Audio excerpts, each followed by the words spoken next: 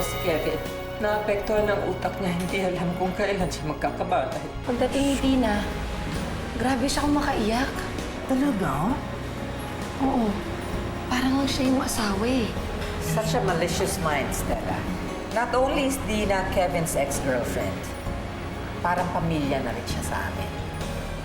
Pasalamat ka, hindi ako malisyosa dahil kung nagkataon, magtataka ako at mag-iisip kung bakit napakatipid naman na iyak. Kanina pa siyang umiiyak. Naawa lang kasi ako kay Stella eh. Para po sa inyo. Nakita ko po sa den kanina, ma'am. Kanino galing? Baka po kay Sir Kevin. I love somebody else. And I try to stop myself because I know it's wrong. She's one of your friends.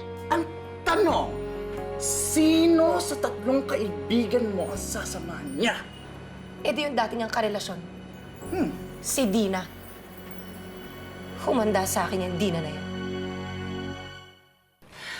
Hindi pa rin ako makapaniwala eh. Akala ko ba naman tapos na yung relasyon nila, yun pala patuloy pa rin sila? Eh, ano gusto mo gawin ko?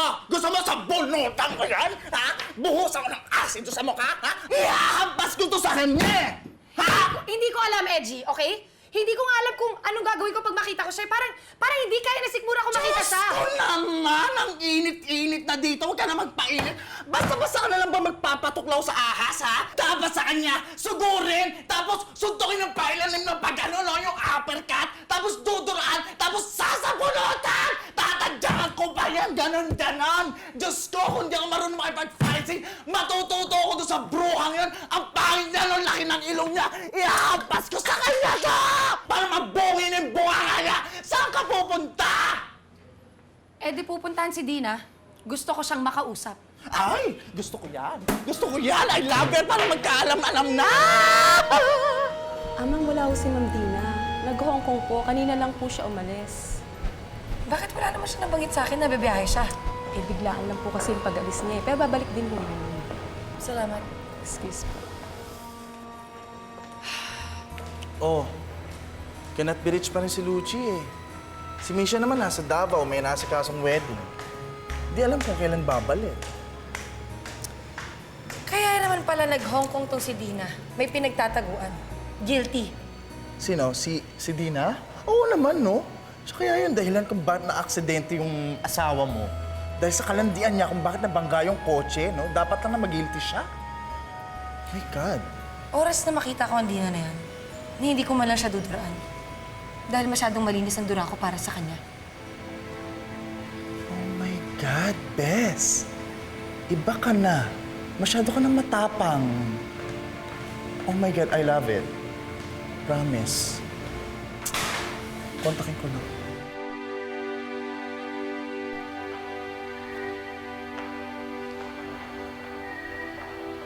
Maghapon ako sa ospital, Stella. I thought that when you left, either dadaan ka sa bake shop or uuwi ka dito sa bahay to take care of your kids. But as it turned out, wala ka sa bake shop. Wala ka rin dito sa bahay. May nasikaso lang ho ako, Mama. Really? Saan? Sa mall? Sa park?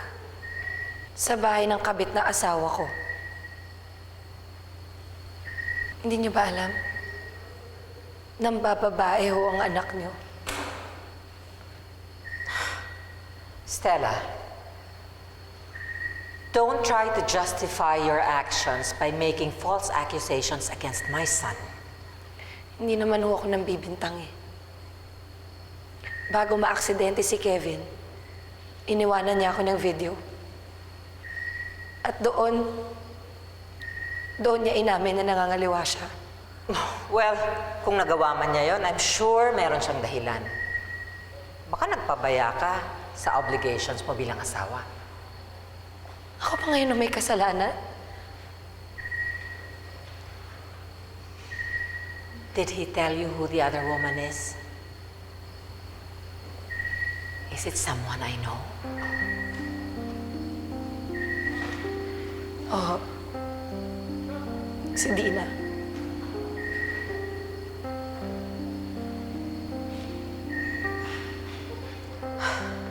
Well, well, well. Good choice.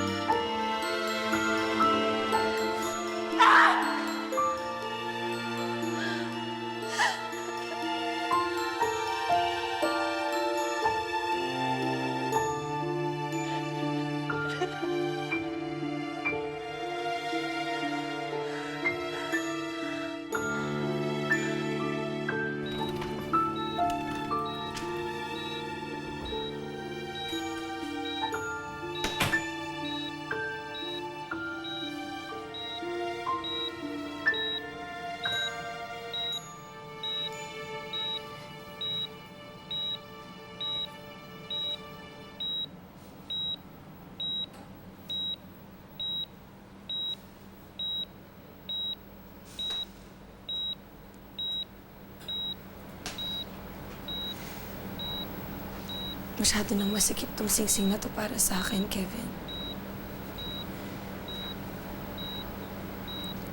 Pinabalik ko na sa'yo.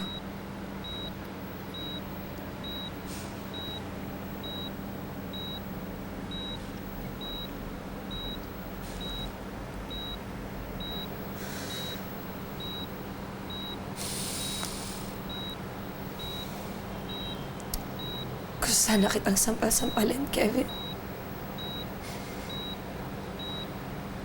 Para maramdaman mo ang lahat ng sakit. Kung gaano kasakit. Pero hindi ko naman magawa. Dahil siyempre ako ang magmumukhang masama. Ako!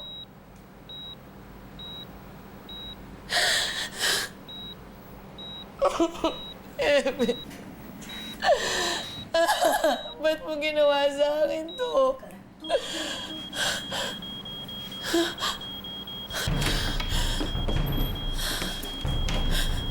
Oh my God! What happened? What did you do to Kevin? Nurse! Nurse, Doc! We need a doctor here! Nurse!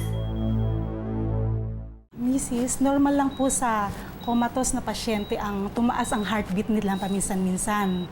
Pero pagka umulit ito, paki-inform na lang ho kami kaagad-agad para humabigyan siya ng medical attention if needed.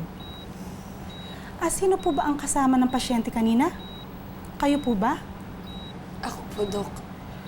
Please, always bear in mind, comatose patients can also react to their family's emotion. So whenever we're around him, mas makabubuting iwasan po nating magbigay ng anumang negative thoughts or emotions. This won't do them good. Opo. Naiintindihan ko po, Doc. Salamat. Sige po, excuse me po. Fe, halika na. You're being overly emotional about this whole thing, Stella. Natural lang sa lalaki ang mga liwa. Lalo na kung may pagkukulang ang babae.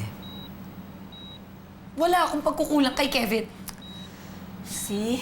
There you go again. Being emotional. Nakalimutan mo na yata, kasasabi lang ng doktor. No drama. At hindi ka muna umuwi. I'll take care of Kevin. Ikaw naman, alagaan mo yung mga anak mo at yung bake shop mo.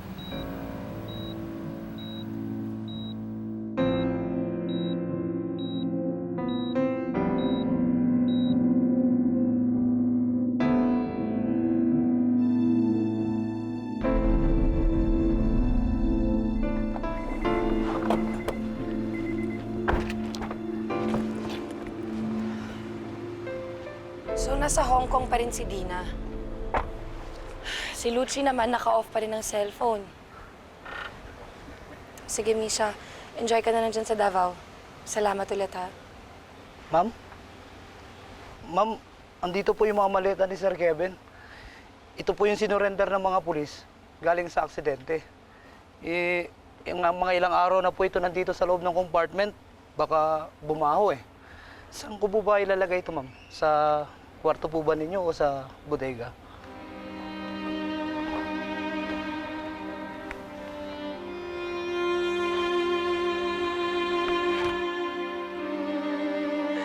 Bakit mo ginawa sa akin to, Kevin?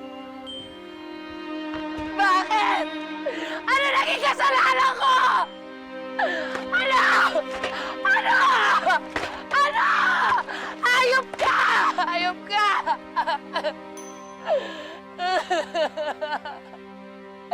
Hayop ka!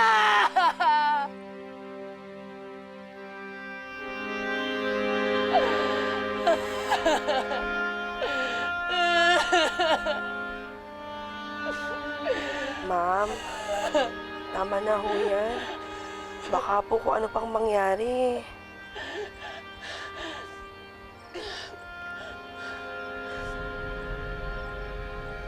Sige, mga bata. Bakit ho, ma'am?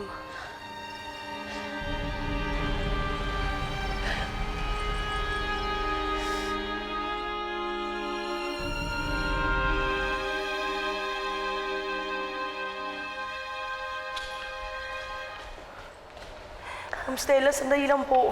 Ano po sasabihin ko kay Senyora? Baka magalit sa akin yun. Doon muna ako sa nanay ko. Gusto ko muna makapagpahinga. Pagod na ako. But Mommy, I don't wanna leave. Miggy, pwede ba? Huwag muna matigas ang ulo. Halika na. Ma'am. Ma'am Stella. Ano? Nilayasan mo si Kevin? Makikipaghiwalay ka na sa kanya? Bakit?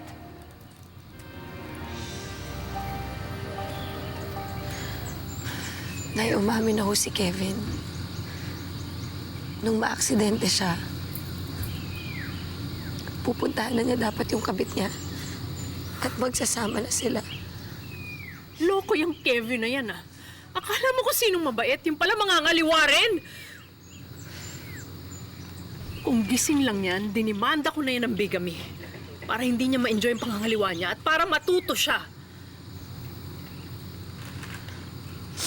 Pero, sandali lang. Yan ba ang gusto mo, anak? Makipaghiwalay sa kanya. Sa tingin ko, parang nagdadalawang isip ka.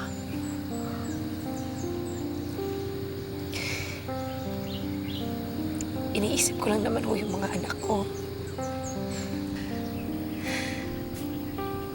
Ayoko naman ho kasing lumaki sila ng walang ama.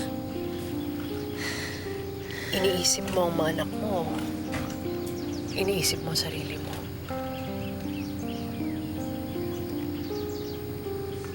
Nay, mahal ko pa rin si Kevin.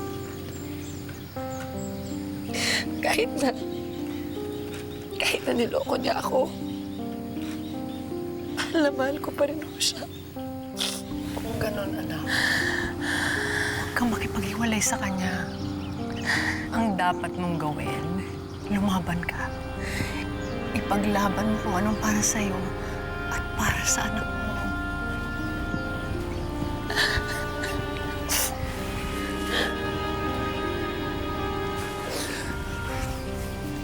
Lumaban ka. Huwag kang magpakamartir. Apo.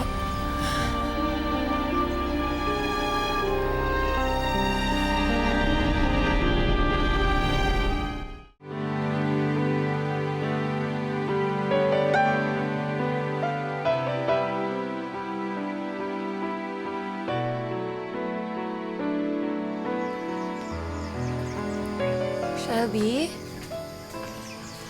Oh, anak, anong ginagawa mo dito sa labas? Umiiyak ka ba? Bakit? Ba't umiiyak ang baby ko? I miss Daddy. I want to see Daddy. Ako din po. Miss ko na po si Daddy. Tsaka si Mamu.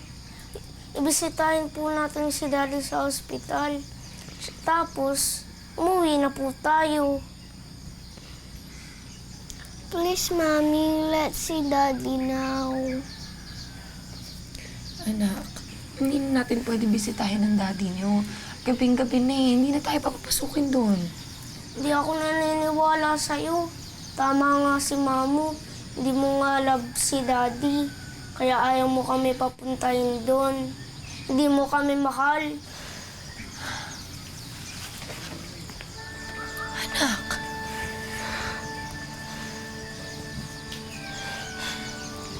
Mommy loves Daddy very much. Mahal na mahal ko kayo. Si Shelby, mahal ko ikaw. Mahal na mahal kita. Mahal ko kayo lahat. Huwag ka mag-alala. Bukas na bukas, pupuntahan natin ang daddy ni May. Okay? Ayun, anak. Tell me. Naniniwala ka ba talaga na hindi kita mahal?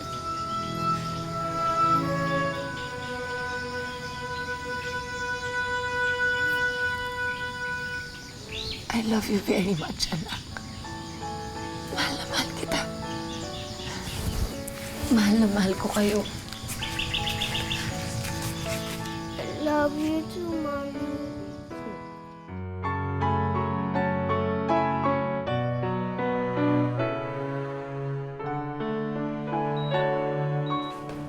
Dahan-dahan. Oh,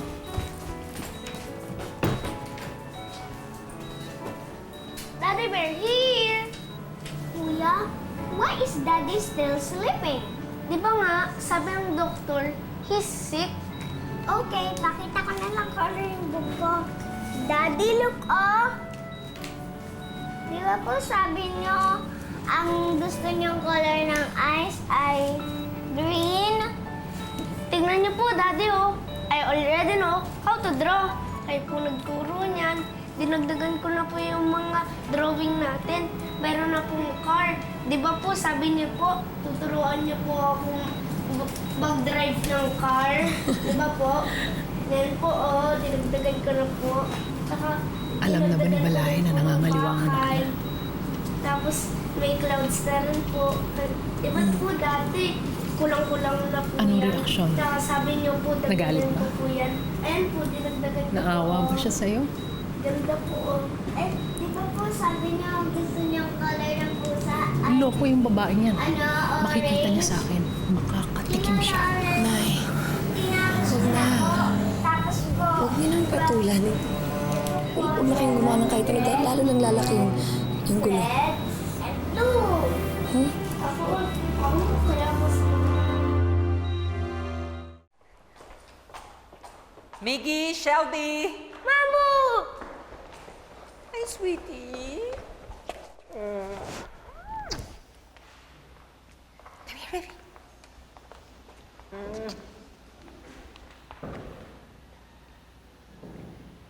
How dare you take away my apos without telling me?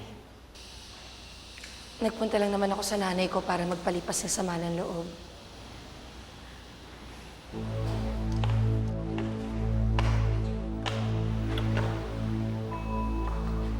Don't you ever do that again, Stella. Or else, makikita mo kung paano ako magalit.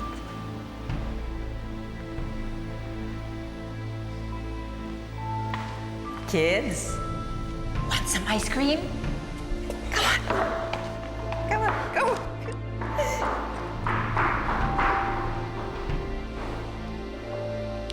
Pasok mo na yung mga bag sa kwarto.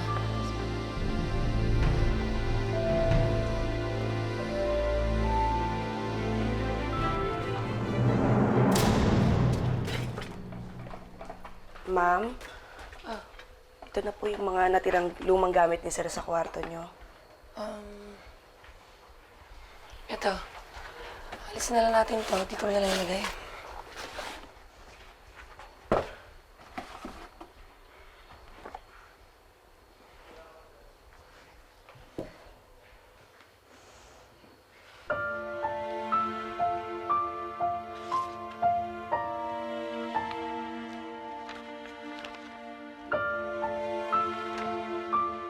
Ever dearest Kevin, thank you for all the love.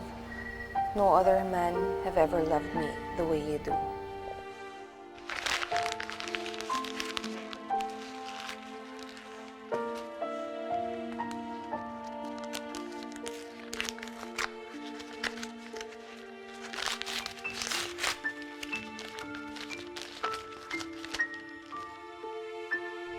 My beloved Kevin, even after marriage, I have no doubt in my mind that you would love me forever. In return, I promise to love you the same.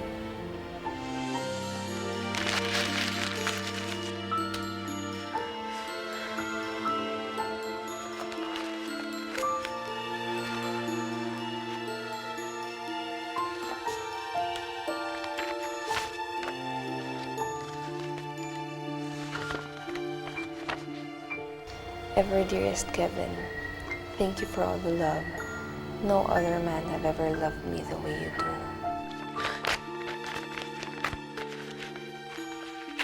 Hayop ka. Hayop ka. Hayop ka! Hayop ka, Kevin. Napakasinungaling mo. Sabi mo sa akin, buong panahon na nagsasama tayo, tinatago mo pa rin pala mga alaala sa'yo ni Dina.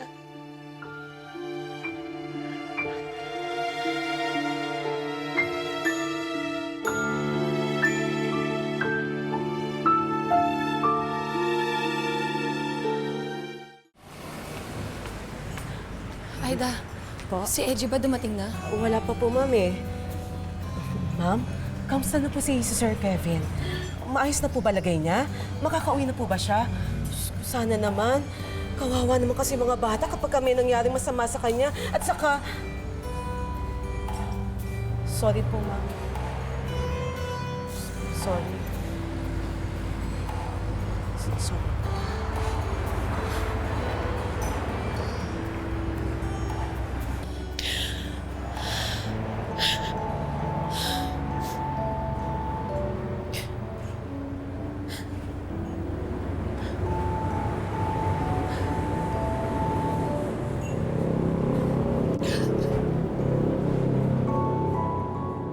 Biglang-bigla, hindi na ako sigurado kung minahal ba talaga ako ni Kevin. Oo nga't matagal na yung mga sulat na yon bago pa kami kinasal. Pero bakit tinatago pa niya? Hindi ba dapat matagalan niya yung tinapon o kaya sinunog? Ibig sabihin, may nararamdaman pa rin siya para kay Dina. Bakit hindi mo na lang siya iwalayan? Tapos, yung mga anak ko, mawawalan ng ama. Ipaliwanag mo sa mga anak mo na manloloko yung ama nila. Maintindihan nila yun. Hindi. Perry, bata pa masyado yung mga anak ko. Hindi nila maiintindihan yun. Hindi ko kasi alam kung ba't ganyan kayo mga lalaki. Kaya ganyan, puro kayo mambababae. Teka lang. Huwag mo naman sanang lahatin. Hindi naman lahat. Meron pa rin naman yung matitino. Tulad ko. Basta ako, kapag ako nagmahal, pinaninindigan ko. Kung hindi mo hiwalayan si Kevin, anong gagawin mo? Papakamartir ka?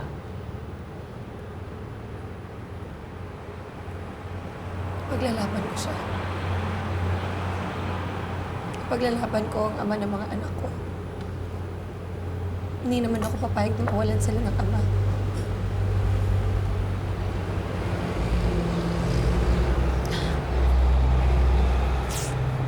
Pasensya ka na, Perry, ah. Pati tuloy ikaw na papagsabihan ko na ng problema ko. Okay lang yun. Stella, hindi mo lang naman ako suki dito eh. Ibigyan mo rin ako, ha? Ano yan? Ano lang yan?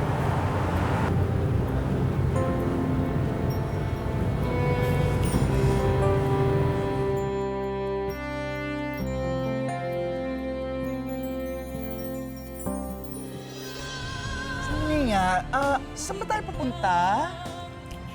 Kay Dina. Nag-text siya sa akin ng assistant niya. Nakabalik na pala ang ahas. Ang lakas ng loob mong i-accuse ako with your lies in front of all these people? Ito ang video na ginawa ni Kevin tungkol sa inyong dalawa. At ito ang nagpapatunay na ikaw ang kabit ng asawa ko. Binanggit mismo ni Kevin ang pangalan ko as his other woman. Men are polygamous by nature. They're never happy with just one partner. Men are naturally closer to their mothers more than anyone else. They normally follow what their mothers approve of. Hindi lang ikaw ang marunong mag-Ingles. Stella, I told you, nothing's happening between Dina and Kevin. Kung ano man nangyari before, that was a long time ago. They're just friends now. Kung hindi ikaw ang magiging bagong manugang ko, sino?